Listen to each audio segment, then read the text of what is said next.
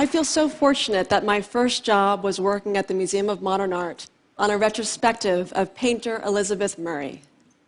I learned so much from her. After the curator, Robert Storr, selected all the paintings from her lifetime body of work, I loved looking at the paintings from the 1970s. There were some motifs and elements that would come up again later in her life. I remember asking her what she thought of those early works. If you didn't know they were hers, you might not have been able to guess. She told me that a few didn't quite meet her own mark for what she wanted them to be. One of the works, in fact, so didn't meet her mark, she had set it out in the trash in her studio, and her neighbor had taken it because she saw its value. In that moment, my view of success and creativity changed. I realized that success is a moment, but what we're always celebrating is creativity and mastery. But this is the thing, what gets us to convert success into mastery? This is a question I've long asked myself. I think it comes when we start to value the gift of a near win. I started to understand this when I went on one cold May day to watch a set of varsity archers, all women as fate would have it, at the northern tip of Manhattan at Columbia's Baker Athletic Complex. I wanted to see what's called Archer's paradox, the idea that in order to actually hit your target, you have to aim at something slightly skew from it. I stood and watched as the coach drove up these women in this gray van, and they exited with this kind of relaxed focus. One held a half-eaten ice cream cone in one hand and arrows in the left with yellow fletching, and they passed me and smiled, but they sized me up as they made their way to the turf and spoke to each other not with words, but with numbers, degrees, I thought, positions for how they might plan to hit their target.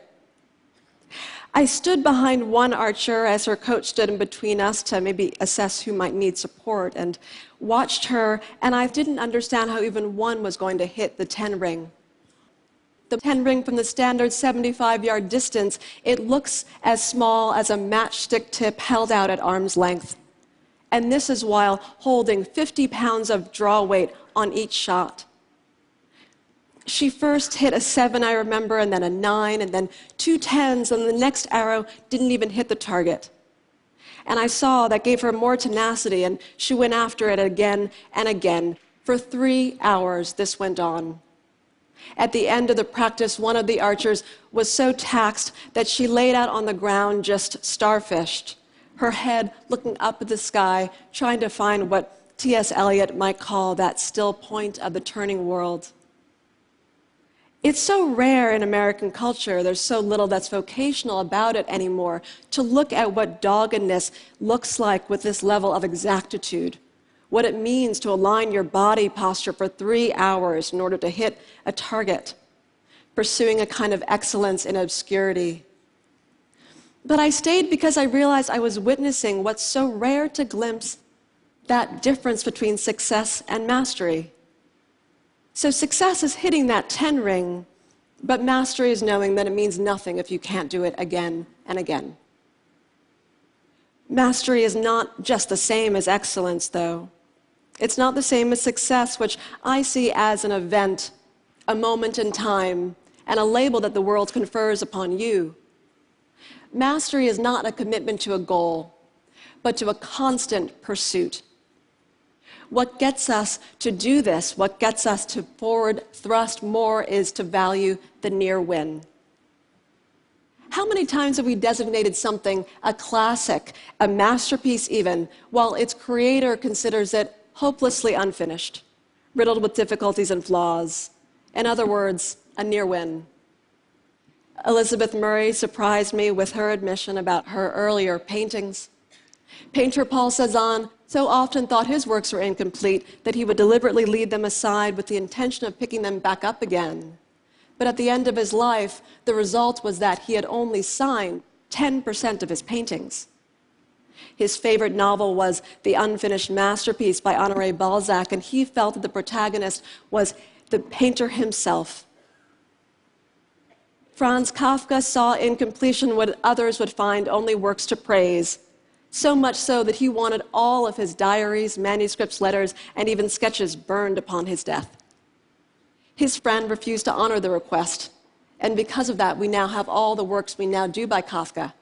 America, The Trial, and The Castle, a work so incomplete it even stops mid-sentence.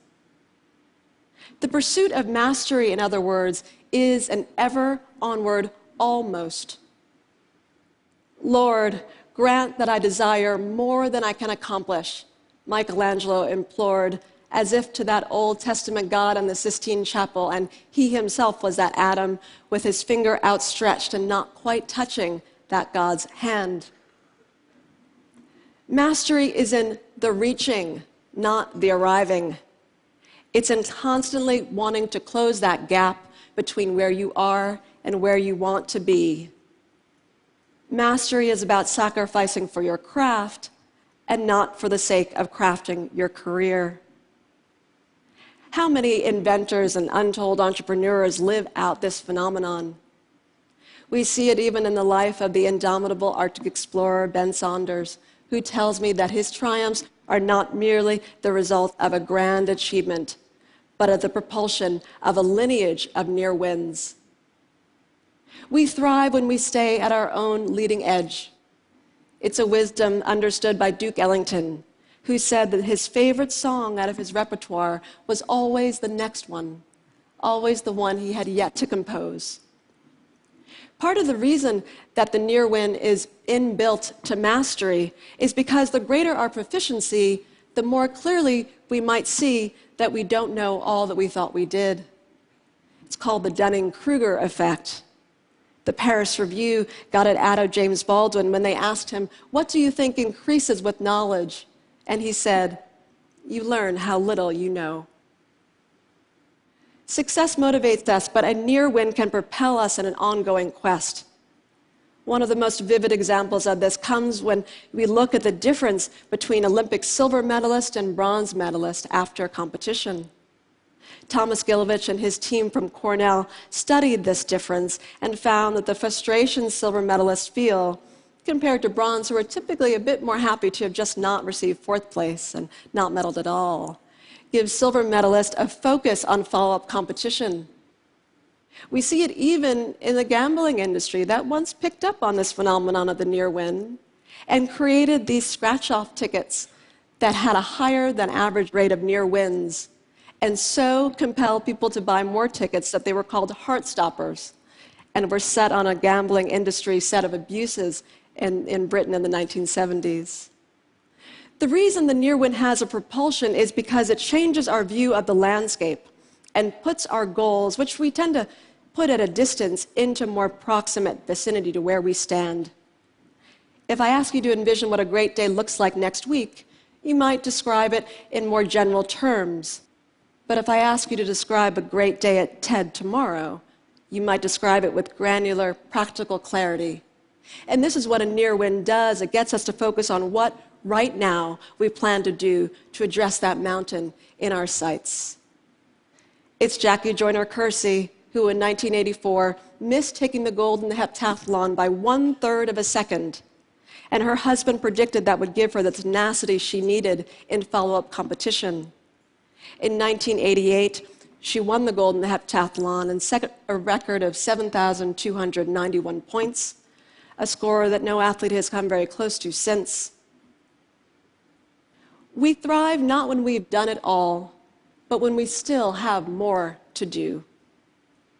I stand here thinking and wondering about all the different ways that we might even manufacture a near win in this room, how your lives may play this out. Because I think on some gut level, we do know this. We know that we thrive when we stay at our own leading edge, and it's why the deliberate incomplete is inbuilt into creation myths. In Navajo culture, some craftsmen and women would deliberately put an imperfection in textiles and ceramics. It's what's called a spirit line, a deliberate flaw in the pattern to give the weaver or maker a way out, but also a reason to continue making work. Masters are not experts because they take a subject to its conceptual end. They're masters because they realize that there isn't one. Now, it occurred to me as I thought about this, why the archery coach told me at the end of that practice, out of earshot of his archers, that he and his colleagues never feel they can do enough for their team, never feel there are enough visualization techniques and posture drills to help them overcome those constant near wins. It didn't sound like a complaint exactly, but just a way to let me know, kind of tender admission, to remind me that he knew he was giving himself over to a voracious, unfinished path that always required more. We build out of the unfinished idea, even if that idea is our former self. This is the dynamic of mastery. Coming close to what you thought you wanted can help you attain more than you ever dreamed you could. It's what I have to imagine Elizabeth Murray was thinking when I saw her smiling at those early paintings one day in the galleries. Even if we created utopias, I believe we would still have the incomplete. Completion is a goal, but we hope it is never the end. Thank you.